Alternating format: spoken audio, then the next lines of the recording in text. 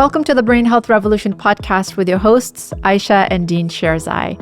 We're very excited to be here again with another episode. Today we will talk about gluten and brain health, and I'm really happy that we're dedicating an entire episode on this topic because there seems to be a lot of misinformation. Yeah, and this topic has taken over the consciousness of our society. I mean, everywhere you go, it's about gluten and gluten-free. And whether it's valid or not, it must be addressed in a more systematic way than just a movement of social awareness. So we'll approach it both from a scientific way and also from a logical fallacy and psychological perspective of why do we as a society go in a particular direction as far as thoughts are concerned. Whether true or not, the valence of thought is as important as the thought itself. I always say that when you overstate a fallacy, or even if you overstate a truth, it becomes a fallacy. And if you understated a truth, it becomes a fallacy. The weight matters. So this topic is about that weight. And I think it's one of the more important concepts that we've spoken about. And with that, we'll start with a case. Let's talk about John, who is a 45-year-old gentleman who has been suffering from severe abdominal pain, bloating, and diarrhea for the past 2 months. He has also developed some tingling and some memory problems in the last few months. He has been to the doctor multiple times and had a variety of tests done, but the cause of his symptoms has remained elusive. After further investigation, it was determined that John had severe celiac disease. After several stints where the results came back inconclusive, and one episode where the doctor said that it was psychosomatic, which essentially means that it was in his head, the testing came back with the diagnosis of celiac disease. He was found to have elevated levels of antibodies in his blood, which is indicative of an autoimmune response. Additionally, a biopsy of his small intestine revealed damage to the villi, which are the small little projections of the small intestine, confirming the diagnosis of celiac disease. John's case is particularly severe, and he has been suffering from his symptoms for several months now without any relief. He has lost a significant amount of weight, and his anemia has become so severe that he is at risk of developing other complications. He's now at risk for developing other autoimmune disorders like type 1 diabetes, as well as other conditions such as malabsorption and related issues like osteoporosis. Which is what we usually see with these genetic or autoimmune processes where one system is affected and you see other systems being affected as well. Absolutely. The only treatment for celiac disease is a strict gluten-free diet. This means that John has to avoid all food that contains gluten, including wheat, barley, and rye. And he also has to be very careful to avoid cross-contamination and even trace amounts of gluten that can trigger an autoimmune response. And my understanding is that it doesn't necessarily have to not be in your food. You can't actually use products that have gluten, shampoos and soaps and cosmetics that may have gluten in them. Somebody who has celiac disease has to go to extraordinary lengths to avoid gluten. And that's an important point.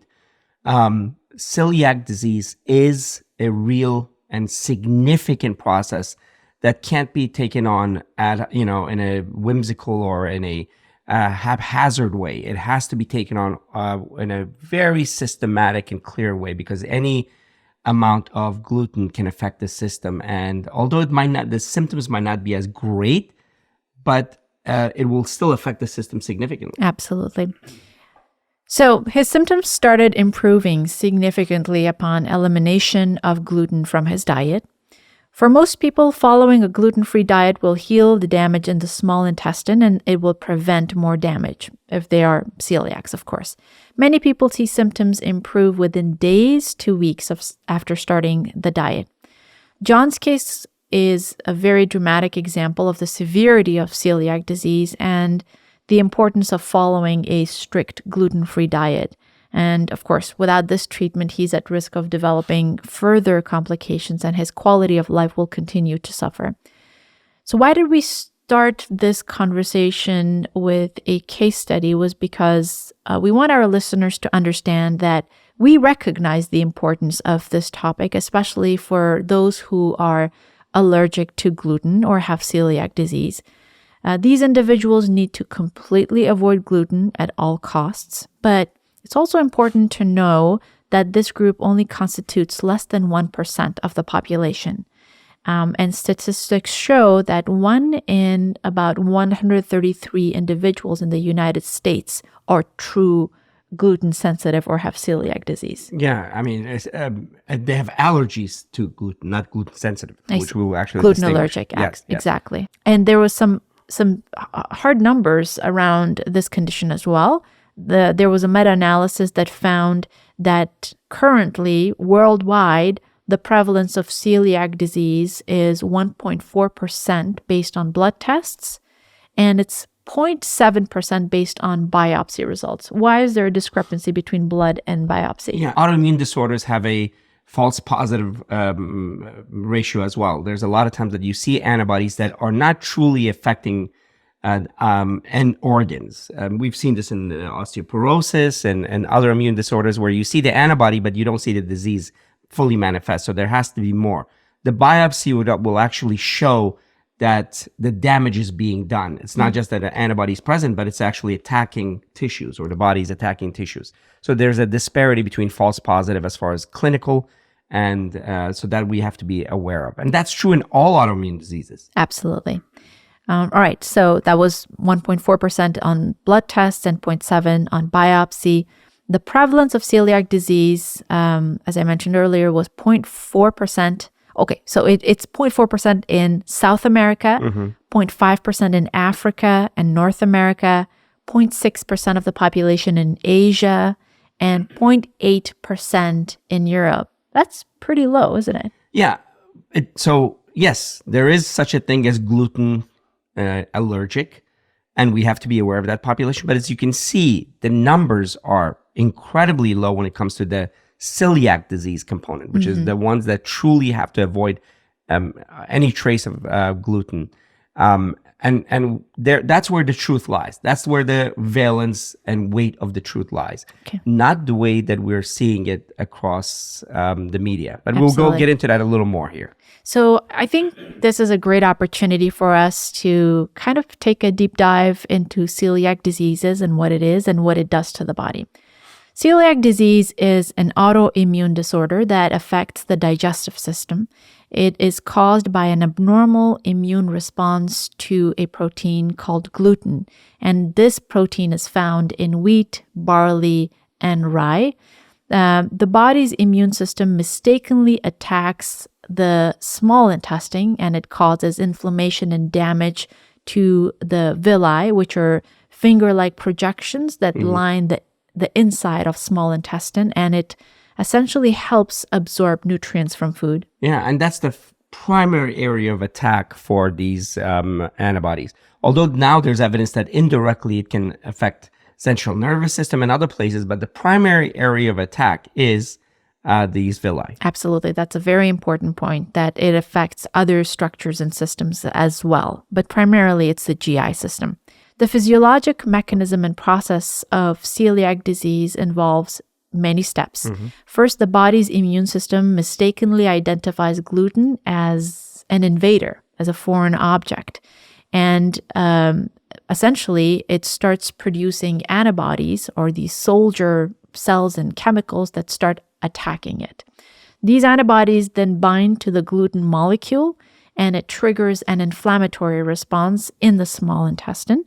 This inflammation causes the damage in the villi, which can prevent the body from absorbing essential nutrients. And this is why people tend to have symptoms like diarrhea, cramping, severe abdominal pain, sometimes nausea and vomiting as well. I know. Yeah. And the autoimmune component is something very interesting that we will actually discuss in future talks. But it's the body being fooled that a foreign antigen, what antigen means, it recognizes something on the foreign particle or the foreign particle itself and creates an antibody that also attacks a part of the body. And this autoimmune process you see in multiple sclerosis, you see it in Guillain-Barré syndrome, you see it in so many other diseases, and even paraneoplastic syndromes, which we'll talk about, with incredibly interesting, although sad, manifestations. And this is example of another autoimmune disease where the body mistakes foreign substance and creates antibodies that also attack the body itself as well. Absolutely. During this inflammatory response and during this attack, the body kind of goes into this negative downward spiral where the inflammation actually starts producing or calls for the body to make more antibodies and further damage to the villi, and it causes more inflammation, and it just keeps going and going and going. And that's usually the pathway of inflammatory damage, where it's a forward feedback process. There's more inflammation, more damage, which brings on more inflammation, and the system gets out of control. And to the point that a lot of these, autoimmune processes not only damage the organ that they're attacking, but the whole body in general. Absolutely. All right. So the cycle continues. And like I said earlier, all of the symptoms that we see, whether it's malabsorption, the abdominal pain, bloating, diarrhea, weight loss, if it continues for a long period of time, fatigue because of lack of nutrients in the body, all of this is as a result of this inflammatory cycle.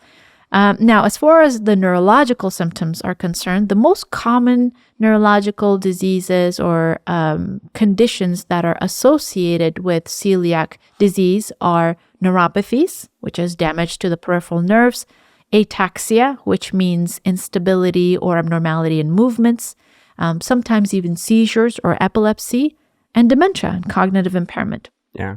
Now, let's talk about each one of them, if you don't mind. Exactly. No, absolutely. So peripheral neuropathy, it's a very common condition. Well, the reason it's common is because it's the most common neurological symptom of diabetes, which is incredibly common in our society nowadays. What happens is the nerves and the periphery, be it toes or fingers, are damaged. So people have loss of sensation, both pain and temperature, as well as proprioception and vibration. Those are separate systems. We have 5 different kinds of, well, I'm simplifying it, 5 different kind of nerves in your periphery that give you information as far as pain, sharpness, temperature, proprioception, meaning your limbs know where they are in space, and vibration, which also is contiguous with the proprioception. That's why people who have peripheral nerves, especially of large fibers, which is a particular type, have ataxia or gait abnormalities, because they know their brain is not getting the message as far as where their limbs are, so the legs are going all over the place. And in diabetes, the most common type is axonal, which means not so much proprioception, but pain and temperature and sensation. So they lose the sense of where the foot is, or that's where the damage happens. They don't know the damage is happening, and it continues. And the reason for this in celiac, which is seen in about 30% of cases, is multifold. One is direct damage because of the autoimmune process, but the more common reason is nutrients that are not consumed because of the loss of villi. Remember that most of the nutrients we are consuming or we're taking in, be it B vitamins or other minerals, are through the intestinal system. And when the intestinal system is damaged, you have deficiencies of these, most common of which being vitamin B12, B1, niacin, thiamine, and others.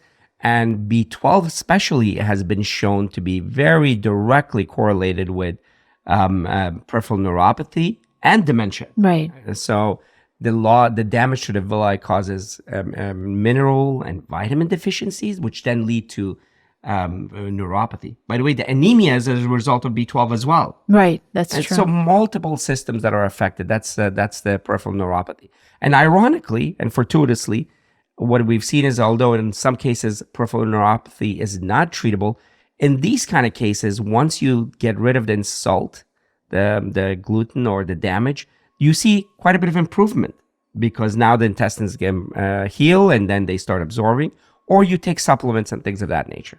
All right, and then we have ataxia, which you mentioned earlier, and it's a condition where the body's coordination and balance is affected. And when people have ataxia, they have difficulty walking, You could actually have ataxia of the voice as well, where your voice is quivering and you can't really speak properly. Writer's ataxia. So it essentially has to do with the coordination of our limbs. And it is estimated that about 10% of people with celiac disease may develop ataxia. Yeah, and ataxia you can also get from cerebellar damage, the small brain in the back, which actually tells your limbs where to go. But ataxia also happens as a result of peripheral neuropathy, where the large fiber in this case, which is tells the body where the limb is. And you see in the upper extremities called dysmetria, where you tell them to touch. You've seen these in shows, and say touch touch my finger, touch your nose, touch my finger, and the hand goes and can't touch their nose or the finger. Well, one of the things that, if somebody is driving under the influence of alcohol, Yes. Police officers or the highway patrol, when they stop you, when they make you walk on a straight line, if you can't do that, that's essentially because of ataxia that is caused by alcohol affecting our cerebellum. Exactly. And same thing with finger to nose. And in the lower extremity, they call it ataxia, and that's as a result of, again, the limb not knowing where to go. And imagine this continuously. Incredible number of falls, imbalance, head traumas because of these kind of things. So we see this in 10% of celiac disease. All right. And then people could actually have seizures as well, epilepsy. And it's estimated that up to 5% of people with celiac disease could develop epilepsy as well. Yeah, epilepsy is uncontrolled electrical activity of the brain. It can happen anywhere, but certain places are more susceptible. The temporal lobe, which is the sides of the brain, are more susceptible. So you see these kind of epilepsies in celiac disease. Again, in this case, either directly or indirectly because of nutrient deficiencies, vitamin deficiencies, or direct attack on the central nervous system. Absolutely. All right, and then the condition that you and I deal with, which is dementia and cognitive impairment, it can actually be related to celiac disease. And according to some studies, it's estimated that about 3% of people with celiac disease could develop dementia if they're if they're not treated properly for it, or if their risk factors are not addressed appropriately. Again, the most common reason for this is B12 deficiency. In fact, the one test that we do as a potential reversible cause of, well, in the past they called that reversible. Now we know there's a lot of other reasons, but was B12 deficiency, because B12 deficiency leads to dementia. I mean, significant protracted B12 deficiency. But there could be other reasons as well, like I said, as a result of other thiamine deficiency and other deficiencies that can cause cognitive decline. But we spoke about other autoimmune diseases as well. Another autoimmune disease that's often seen with celiac is thyroid. Thyroid autoimmune diseases, and thyroid deficiency has been seen with dementia as well. So lots of things that can happen with celiac. So just to summarize, we listed these neurological conditions. As far as the mechanism of damage to the central and the peripheral nervous system in celiac disease is concerned, it seems like it's multifactorial. It could be indirectly because of malabsorption, deficiencies of important vitamins and minerals, or it could be a direct attack to the central and the peripheral nervous system, but we're not exactly sure which one takes precedence over the other. It varies from person to person, but the more common reason is usually the indirect, which is malabsorption, because the most common place where the attack takes place is the intestinal villi, which is the place where absorption takes place. Yeah, and there actually has been some studies to look at whether there is direct attack to the central nervous system, and it is possible, and we have data that autoimmune response that is triggered by celiac disease could directly attack the cerebellum, leading to ataxia. And there are some studies that showed that some celiac disease patients have been found to have antibodies to the cerebellum in their body. So there are these particular antibodies that essentially are focused their attack on specific organs, and anti-cerebellum antibodies have been found in celiac patients. And we haven't even covered the entirety of the scope of how this disease can manifest, but microbiome is affected significantly. Toxins are produced that can actually then affect the central nervous system as well. and fatty acid metabolism is affected, so therefore the blood-brain barrier is affected. So the reality is it's a massive and comprehensive and multidimensional disease that affects every system. As most autoimmune conditions are. So it can damage other organs like liver, pancreas, skin, and have been associated with other diseases as well, or as part of a symptom of other syndromes as well. All right, so what are some of the symptoms? I think in summary, the symptoms could be moderate or severe. The moderate symptoms of celiac disease are things like iron deficiency anemia, sometimes infertility and unexplained infertility, fatigue, bone or joint pain, sometimes depression or anxiety, abdominal bloating and pain, as we mentioned earlier, constipation, diarrhea, itchy skin, dermatitis herpetiformis, that is also associated with gluten or celiac disease, missed menstrual periods, foul smelling and fatty stool because of malabsorption, weight loss, vitamin and mineral deficiencies. These are some of the moderate symptoms. And then the severe... The specific minerals is iron, folate, calcium, and vitamin B12. Exactly. The severe symptoms of celiac disease, again, as far as conditions go, abdominal pain and bloating is the most common. Chronic diarrhea, weight loss, fatigue, and tingling and numbness in the legs from the nerve damage that occurs.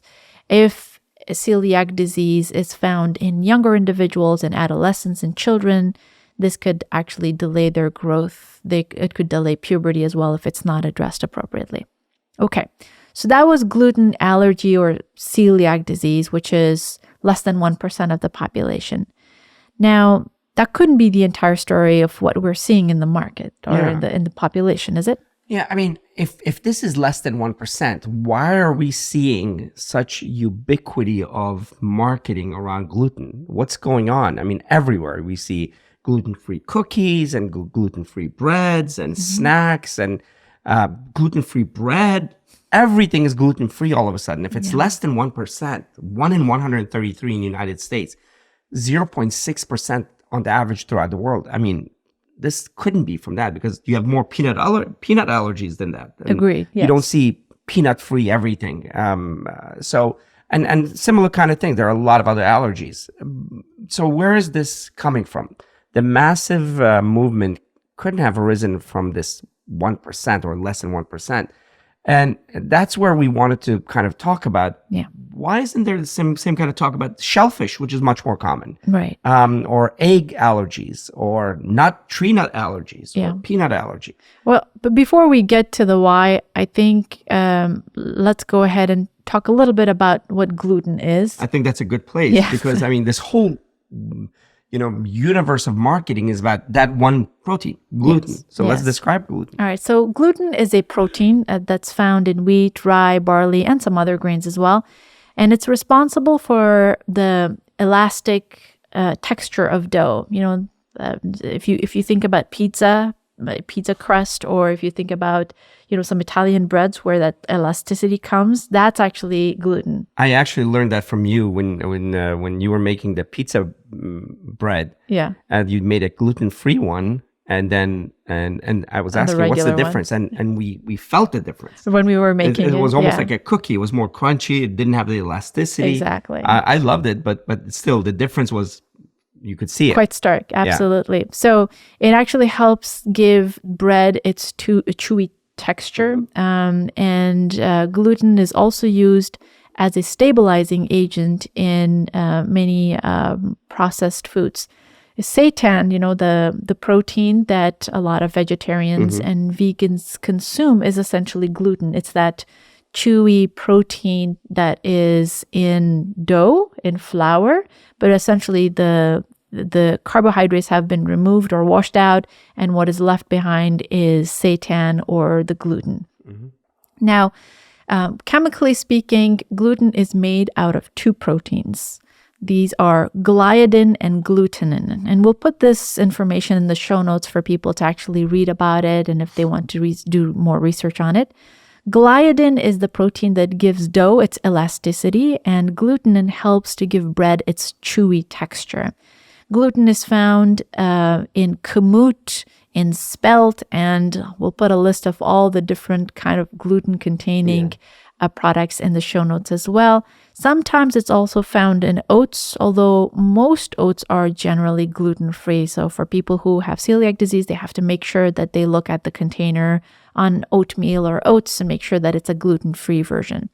Now, obviously, because, the carbohydrates or wheat products are one of the major food groups in our foods, gluten is found in many foods: bread, pastas, cereals, crackers, cookies, cakes, pastries, pizzas, and other processed foods as well. And it can also be found in some condiments like soy sauce, in some salad dressing, and gravies. So, and as far as drinks are concerned, they can actually be found in beer, malt, and malt vinegar as well. Mm-hmm. So they're everywhere. Let's talk about the difference between gluten allergy and gluten sensitivity, because they're two very different things. Mm-hmm. Gluten allergy is an immune system reaction to gluten, and what we've just been talking about, the condition that causes all these symptoms.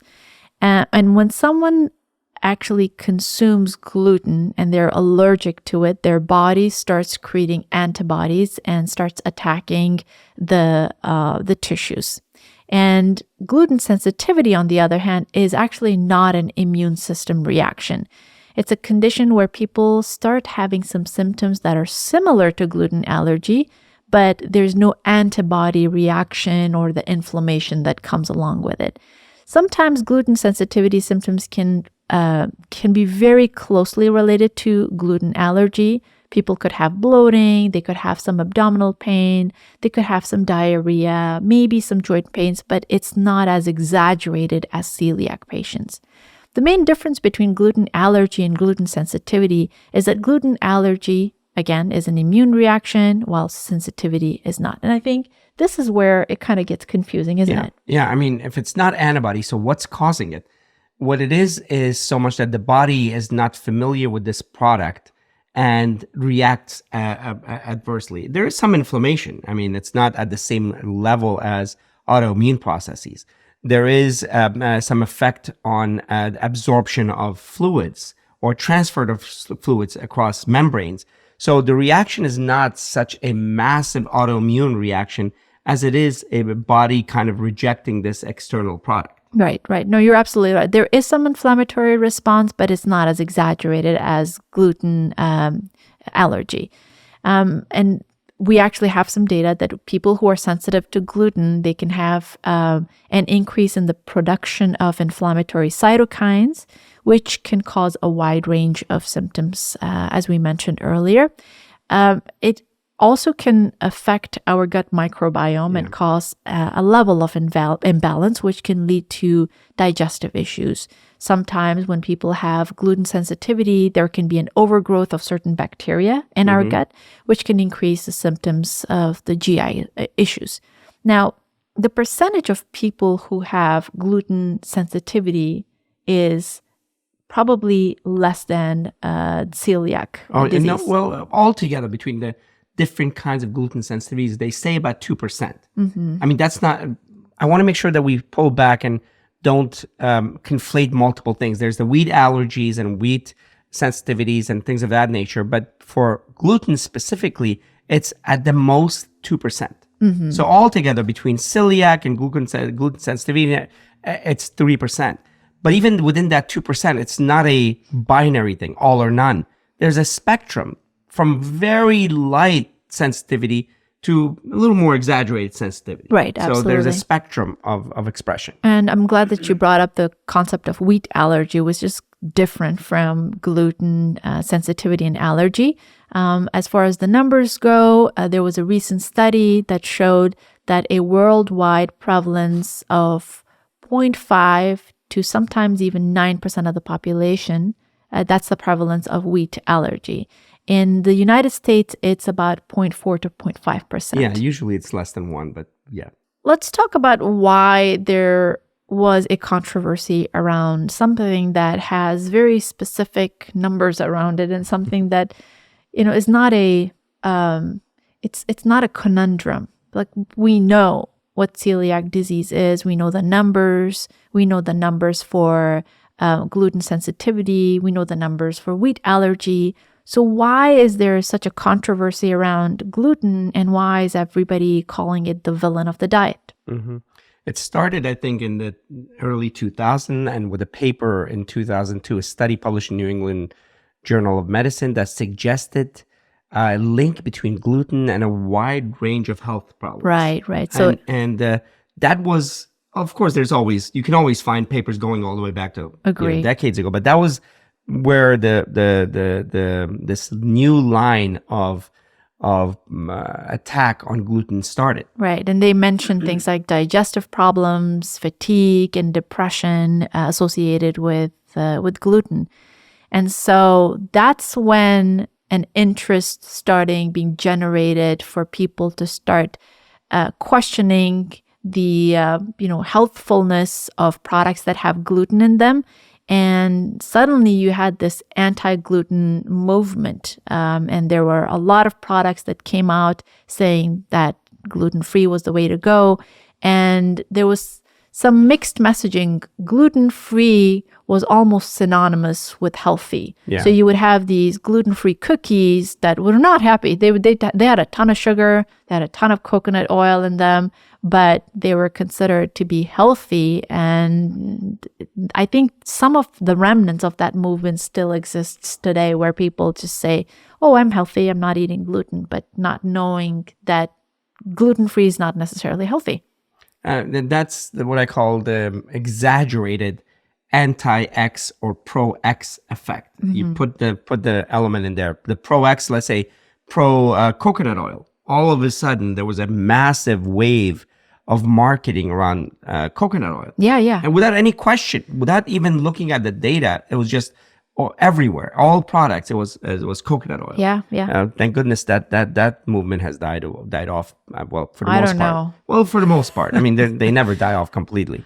Right. And then this was a exaggerated pro-X product. Yeah, I know one product. I know a lot of friends who actually just decided not to eat gluten because of some article that they read, or maybe a prominent talking head, or some influencer telling them that gluten is bad, and they completely give up on that. And I think we'll go into this a little deeper as to why that is, and maybe perhaps it's just the fact that a lot of baked goods, such as bread and cookies and muffins, are not just gluten. They actually come with a lot of other things too. And so when people actually stop eating, say, for example, processed wheat products, white bread, white pasta, and things like that, they feel better. They don't feel bloating, probably because they're just getting rid of that processed aspect of that food instead of just the gluten.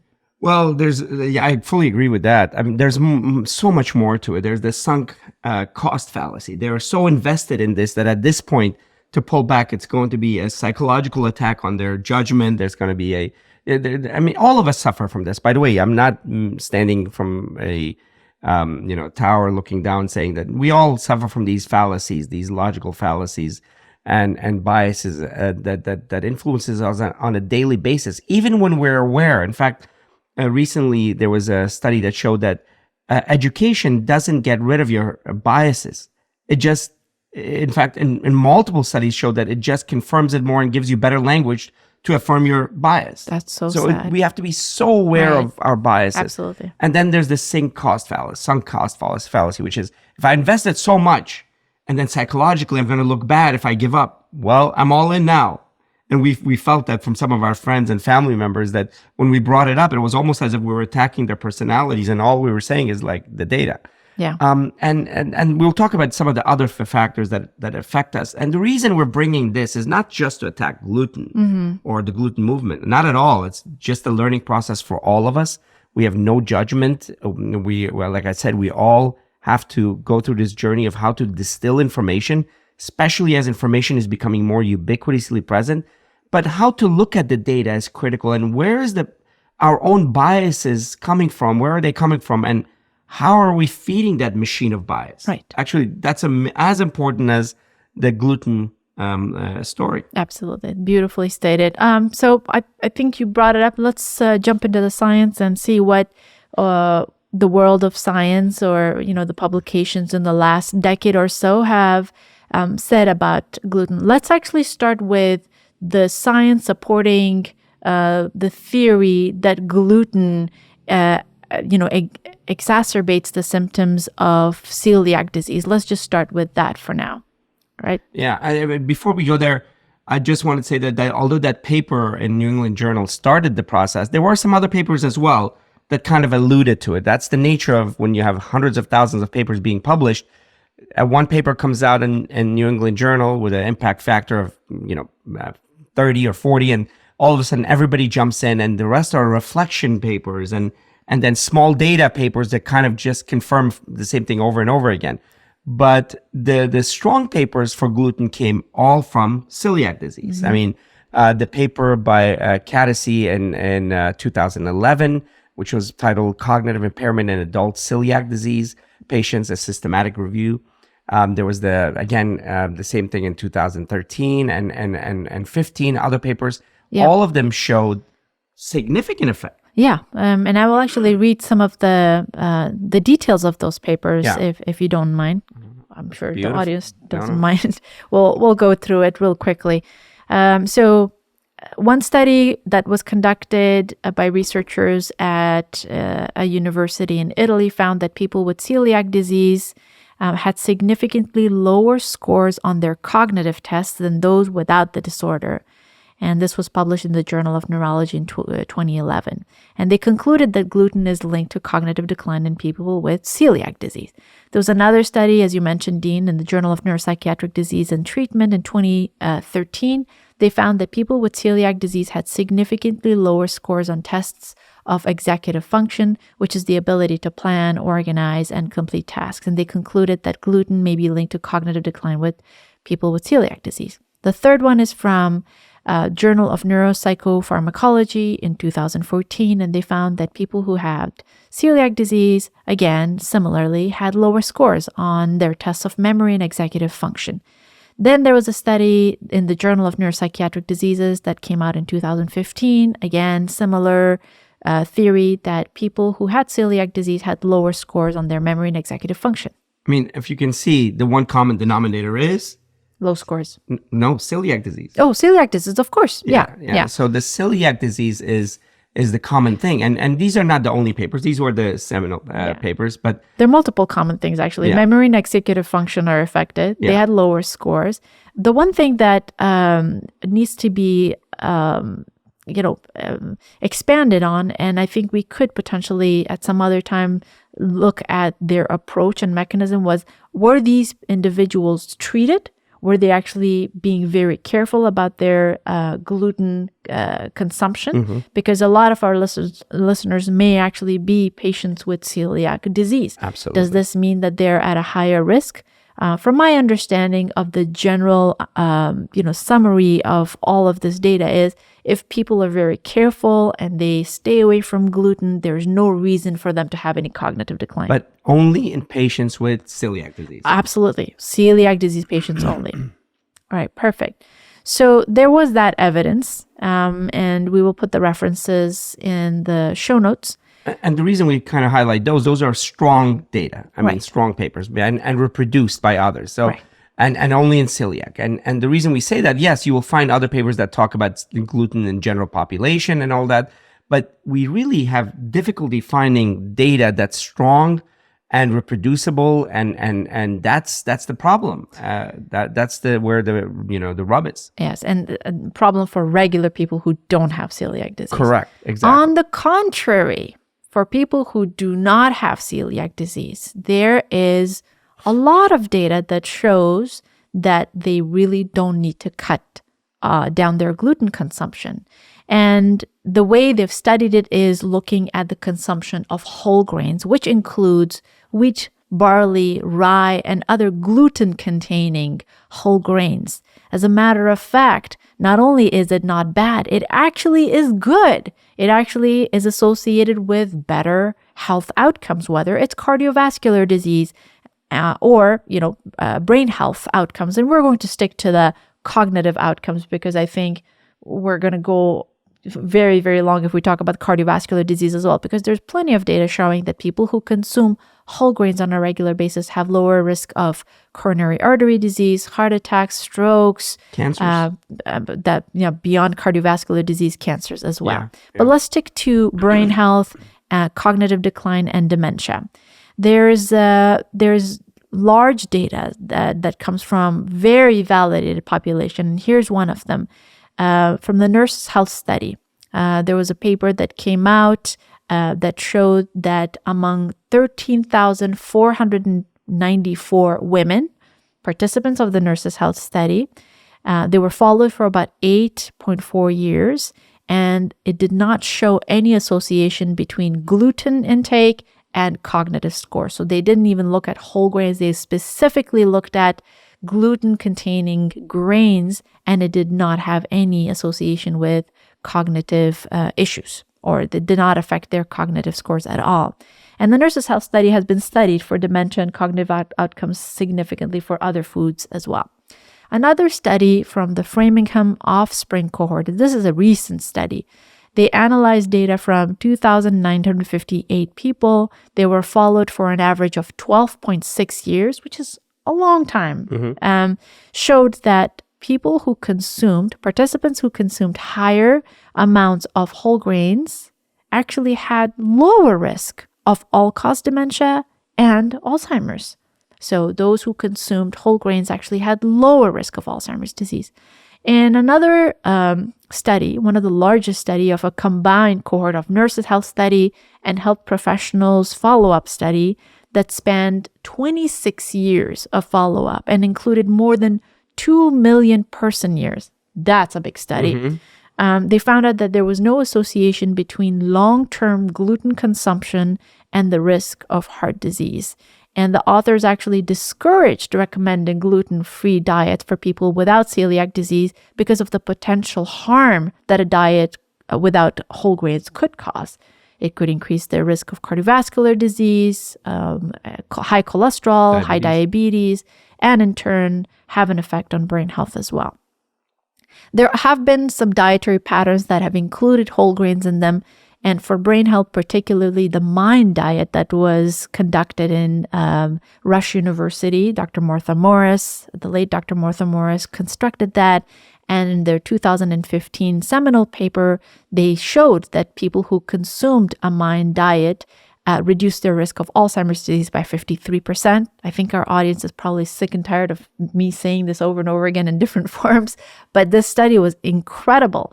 And that particular MIND dietary pattern recommends eating 4 to 5 servings of whole grains a day. Yeah. And so when you have such an enormous portion of your dietary pattern being whole grains, that tells you that gluten is not the enemy anymore. So in summary, when you look at the wider literature, you can see that for those who don't have celiac disease or they don't have gluten sensitivity, there's really no reason for them to go gluten-free. And ostensibly avoiding gluten-containing whole grains, they tend to be associated with consuming less fiber, which can result in other metabolic abnormalities such as high LDL, type 2 diabetes, high blood pressure as well. And besides the fiber, we get so many micronutrients in whole grains. We get so much B-complex vitamins. We get selenium, zinc, magnesium, calcium. It's just an amazing food product that has all of these micronutrients that work synergistically to positively affect our brain and our body as well. So, having said that, what's the consensus? The consensus from 5 of the biggest nutrition organizations is the National Association of Nutrition Professionals, NANP. Yeah, I actually wrote these down because it's difficult to remember the acronyms really. Yeah. But yeah, the NANP, National Association for Nutrition Professionals, stated that gluten-free diets can be beneficial for those with celiac disease, gluten sensitivity, or wheat allergies, but that they should not be adopted by those without these conditions. In similar line of thought, the American Nutrition Association, ANA, agrees, noting that gluten-free diets can be beneficial for those with celiac disease, but that they should not be adopted by those without the condition. The Academy of Nutrition and Dietetics, that's an easy one, and also agrees, noting that gluten-free diets can be beneficial for those with celiac disease, but there's no reason for people to adopt them if they don't have celiac disease. The American Society for Parenteral and Enteral Nutrition, ASPN, Aspen, same thing.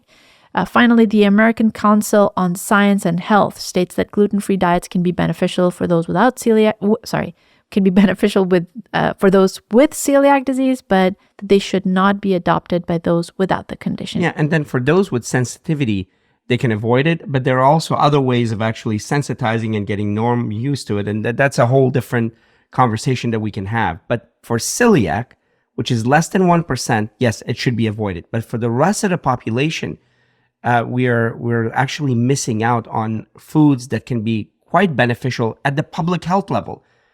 We talk about public health over and over again, and often we focus on the minutia, the one thing, the one-off. These exaggerated behaviors or exaggerated diets. I hear the 5-day fasting, or 7-day fasting. That's not public health. That's somebody who just wants to go through some cleansing, soul cleansing more than physiological cleansing. So in any case, the consensus is for the celiac patients, yes, avoid it. But for the rest, it's actually beneficial and should be addressed in a more complex way. Amazing. And I think it's important for people to know that sometimes statements like, just listen to your body and, do how you feel, that is good, but can be dangerous as well. If you feel bloated when you eat, a piece of sourdough bread, that doesn't necessarily mean there's a problem with the sourdough bread.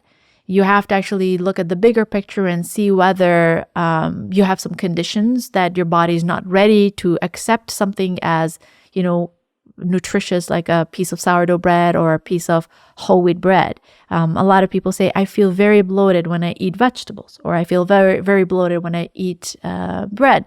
And that may be, and there is some evidence to it, that our gut bacteria and the microbiome hasn't really been used to eating so much fiber. So there are times when you have to introduce things very slowly and gradually. And I know this conversation is beyond the scope of this podcast, and we will definitely bring more GI specialists, board certified GI specialists who can talk to us about,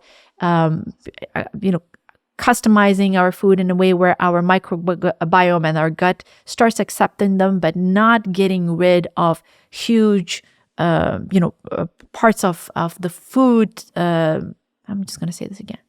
But we're not going to get rid of a huge food group just because we don't really feel good about it or we don't feel well after consuming that. So that's one thing that bothers me at times when people actually eat some wheat-containing product and say, this is not for me because I don't feel very good. Whole wheats and whole grains are very important for providing the right kind of an energy for us and all the other nutrients. And it's very important to work closely with a specialist to see if there's some other condition that is causing that disruption. No, you're absolutely right. The reason we're talking about the subject is that the market for gluten-free products in the last 10 years, has been growing by 20% each year. Fairly soon, all the food that will be available will be gluten-free. Without much data that supports it, yet we're losing on products and foods that are incredibly beneficial for our health. And that's troubling. It really is. It really is troubling. And it's troubling at a couple of levels. One is the food itself. We are missing out on foods that are healthful because of fiber, because of nutrients and everything else. And the second reason, which we're going to expand on a little bit now, is what's the psychological process that allows this kind of para-phenomenon of data to just break out and take over the market without any significant data support? What's going on? What's going on in all of us and ourselves, for that matter? Right.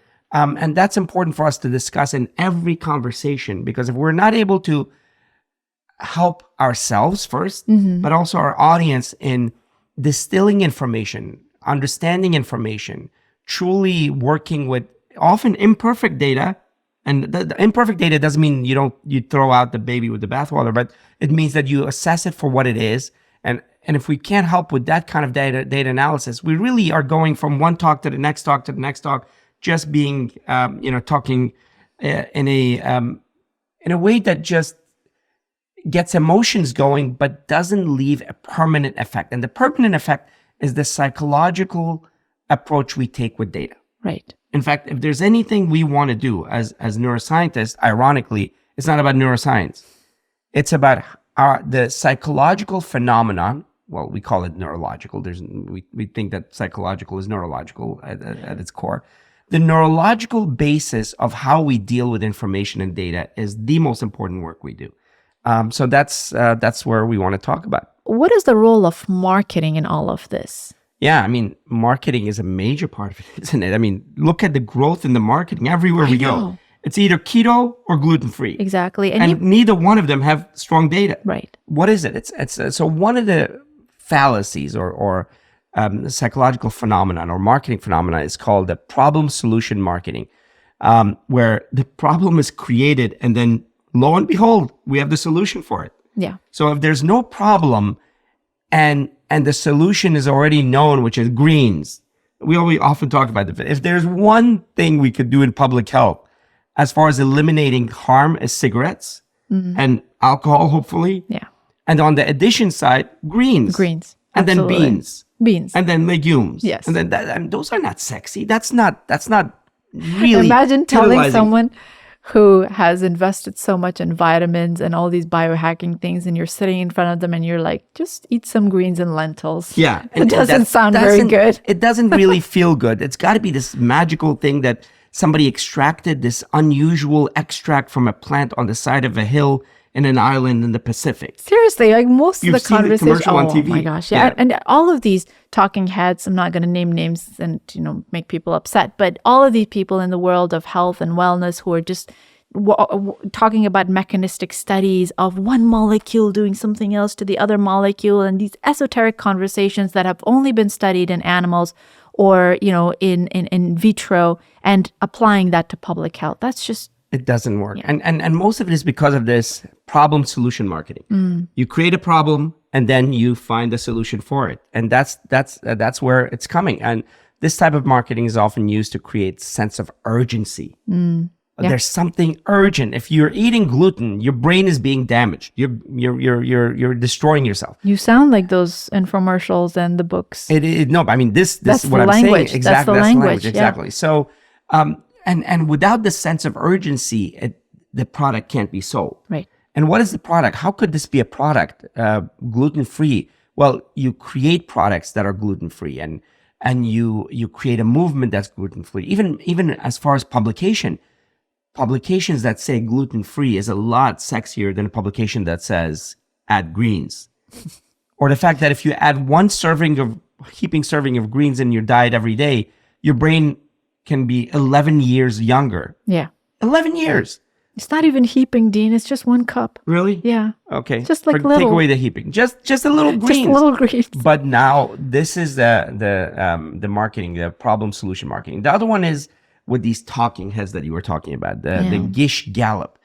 Whenever you hear people saying, don't trust the medical or all version of this, don't trust science, don't trust the establishment, don't trust the mainstream establishment of science, and so on and so forth. Can you explain what Gish Gallop means? Yeah, the Gish Gallop phenomenon is these amazing leaders or talking heads, which are usually very what do you call it? They're great speakers. They have a presence. They have a sense charisma? of power, charisma, all of those terms that we often use. And that's what their marketing tool is. So in order for them to stand out, they have to separate themselves from others. And the other is the establishment. And they're bringing the unusual, the different. Or what they're bringing is fight against a established system. In this case, the fight against established system is the truth that says lowering cholesterol is bad for you. No, we have a different way. You can eat liver. You can eat organs. You can eat fat. Fat is good for you. This is contrary to the establishment. And why is it also attractive? Because it usually confirms the person's bias. Because if I'm eating meat and bacon and butter, those things I like anyway. And this incredibly charismatic, let's use your word, charismatic person is also telling me that this is good. And the establishment is actually wrong. So this is the gish gallop. And the way they usually do it is this fast talk, one fact after the other. Often they're not even connected. It's just a statement after statement after statement. You've seen some of the people on social media that they attack plants, and it's one attack after another without really data supporting it, but it's quick enough and fast enough, and it feels authoritative enough that it must be true. There's no way that this doctor, who as an MD, could be saying these 10, 15, 12 facts if it wasn't true. And that's the gish gallop, and it comes from a unfortunately, some MDs also do it. I mean, there's this, I don't know if I should take his name, but there's an MD who actually says that, plants have poison and you have to be on a carnivore diet. And, while you were explaining, I was actually picturing him. You're right. I mean, it's almost a tactic that's used to make the audience doubt the validity of scientific evidence. And they're so good at persuading them to accept their opinion instead of the evidence. So it's just like this technique where they speak really fast and they don't allow you to think anything. I'm like, who knew? This is what I'm telling you. This information is not available to everyone, but I am sacrificing myself and spending energy to get you the true information. So believe me. And sometimes they don't even separate themselves, but the person that's talking to you is that person, so therefore it must be them. Right. There's a false humility there, but it's actually not, because if you're dissuading the audience from everybody else, who else is left but the talking head in front of you? The other one is the Lone Ranger fallacy. A Lone Ranger fallacy? Lone Ranger fallacy is the one thing, the one unusual. People are more likely to be drawn to a single, unusual, and often easy solution. Yeah. Have we heard that before? Oh, the carnivore person. Yes, the doctor, the carnivore diet. Eat meat. Who doesn't want to eat kale meat? Is bad. It has poison. Poison, yeah. Kale is bad. It has poison. And eat bacon. And the other one that was telling us to eat livers. And in one talk, we heard a person saying, if your liver is bad, then you eat liver. And if your brain is bad, you eat brain. That sounds simple. Oh, you're talking about Max Luger? Yeah, that makes sense, doesn't it? I mean, on the surface, very, very surface, it sounds logical. Yeah. Brain, therefore you give it brain, but it doesn't take into account that there are things like prion disease. That it doesn't take into account that the fat that you consume exogenously, it actually accumulates in other places, and none of that is taken. So the Lone Ranger fallacy is very common. If anything seems, well, we've heard it. If it seems too good, then it is too good. So, if it's too simple, then it is simple. It's not one thing. Even the amazing blueberries are not going to save you if the rest of your diet is bad. Right. No, beautiful. Or taking away one thing, such as gluten, is not going to help you if the rest of your diet is bad. By the way, there is no such thing as gluten deficiency in any other, and then other 98% of the population. So most of these, there are a lot of other fallacies, but those are two big ones. The three big ones that I wanted to kind of highlight as far as what's happening to us. And we have to be, very aware of this, especially now with AI, with technology, with marketing that actually takes your data and can literally predict your behavior. And not only predict your behavior, can direct your behavior, because they know that if they hit a particular weakness that they've discovered on your interaction social media 10 times, by the 11th time, you're going to succumb. These systems work. So we have to be extra aware of what is consensus.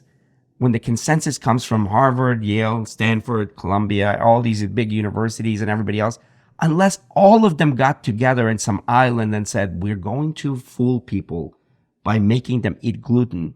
And if you believe that, then there's nothing I can help out with. Yeah. So consensus statements are helpful, are important. Looking at data that comes from multiple dimensions that are strong data, valid data, and when we talk about validity, how we determine validity is important.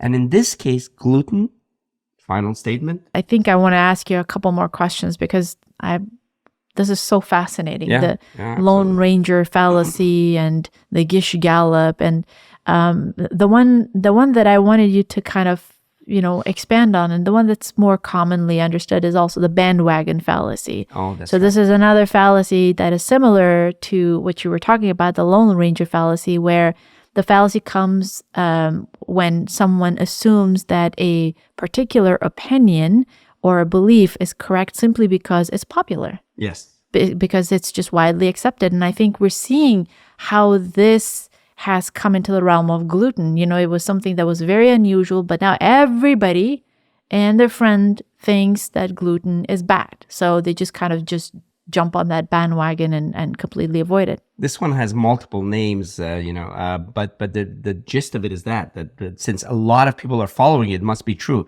And you remember we got in a discussion with somebody who was saying that, but this was going on for 1,000 years. So a lot of people we say we must believe it. I was like, if the length of time was a measure of validity, and this is going to get some people riled up, but we would still be throwing women into volcanoes to make rain come. And because that went on for a while. Or live in caves. Or not wear shoes. Or got people so that we could read the entrails as far as predicting the future. I don't want to make it so dark, but that was going on for many, many years. Yeah. Yeah. The length of time does not validity make. What makes validity is validity. Data, repeatable data, not individuals, not even us. We always say, yeah, challenge us. If we're wrong, we would love to be corrected, but with data. We all bias to some extent, but in general, we really don't push a particular concept. And where we are biased, we say it, but we also say the science. For example, the vegan aspect. Right. Yeah. We're vegan for animals and environment, but yet our science is standing on its own merits, and that's why we talk about fish and all of that stuff. Yes. So it's critical for us to kind of recognize these biases, these fallacies, and attack knowledge and information at a time where it's becoming extremely dangerous, because information is being manipulated at a level that humanity has never seen before. So even beyond the thing in itself, even beyond the concept in itself, even beyond the science that we're arguing in front of us at this moment or any other moment, we all have to get together and work on how do we determine truth. I'm not talking about the deep philosophical concept, but the everyday truth. How do we decide that something is true, where that I can rely on it? And that's where we have to learn about the fallacies. We have to learn about biases and hold each other accountable. And gluten was one such topic. Absolutely. Beautifully stated. I think we're going to end this conversation by saying that it is important for people to avoid gluten if they have celiac disease or some level of gluten sensitivity. But for everyone else, it is at best essentially a fashion statement, and at worst, it's a dietary restriction that could lead to a lot of health issues, including cognitive health. So there's no reason for us to avoid gluten if we don't have celiac disease. And with that, we thank you for joining us today, and we look forward to joining again next week with another topic. And if you like this podcast episode, and if you like our podcast in general, we would so appreciate it if you could take a few moments and give us a review. And the review on Apple Podcasts specifically will help our podcast be disseminated to other people and get access to this resource. So we would really appreciate it. So in that case, if they're giving us a review, that will help us with our